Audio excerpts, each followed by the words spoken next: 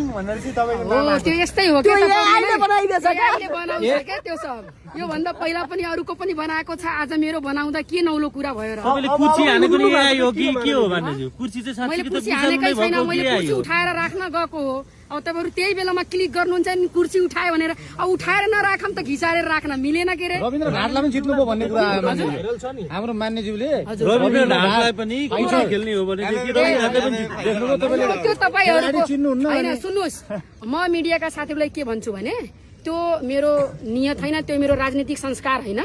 अब त्यो कारणवश अब त्यस्तो भयो होइन, त्यो हुलदङ्गामा त्यस्तो भयो, त्यसको लागि होइन त्यो रमाइलो पनि होइन, त्यो रमाइलो त्यस्तो गर्न हुन्न, त्यो मेरो नियत होइन। मैले होइन जानी जानी मैले त्यस्तो चाहिँ गरेको होइन। अब अन्जानमा त्यो भुल भयो होइन, त्यो भुलको लागि मैले आफू चाहिँ आत्मग्लानी गरेँ, म क्षमा याचना मागे। तर त्यो क्षमा याचना पनि मैले फेरि मेरो तपाईँहरूले फेरि भन्नु होला कारवाही हुन्छ भनेर, त्यो डरले म कारवाही हुन्छ भने निष्पक्ष ढंगले छानबिन होस् र सत्ता पक्षका मान्यज्यूहरू त्यही त छानबिन समिति बनिसकेछ, त समिति बनिसके त छानबिन निष्पक्ष छानबिन हुन पर्यो। यदि निष्पक्ष छानबिन भएन भने तपाईको किक फेरि त्यही अनुसार हुने हो? होइन त्यो हामी फेरि किक होइन, त्यो किक नभन्नु। तपाईँहरू यस्तै बढाई कसैको बदनाम गर्न हुन्न होइन। त्यस कारणले आउँदैछु, त्यस कारणले त्यो मेरो मिस्टेक हो। मैले त्यस्तो गर्न मेरो मर्यादाले दिँदैन होइन। त्यो बाई मिस्टेक हो।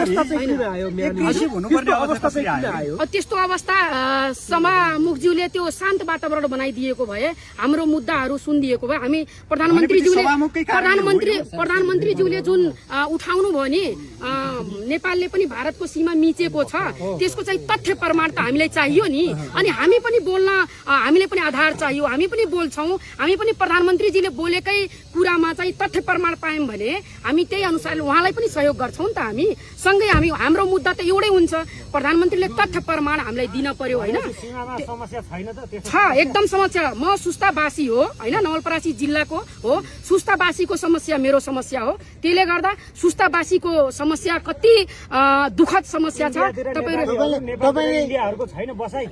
तपाईले के कुरामा चाहिँ चित्त नबुझेर त्यो अवस्था आयो संसद भवन भित्र? त्यो अमर्यादित देखियो नि त जनताले हेर्दा। त्यो मैले भनिसकेँ नि, त्यो विषयमा त्यो माहौलमा अमर्यादित भयो होइन, मर्यादित भएन। मैले भनिसकेँ, म आत्मग्लानी गरेँ। नै त्यो होइन, मैले भनिसकेँ, पहिल्यै भने।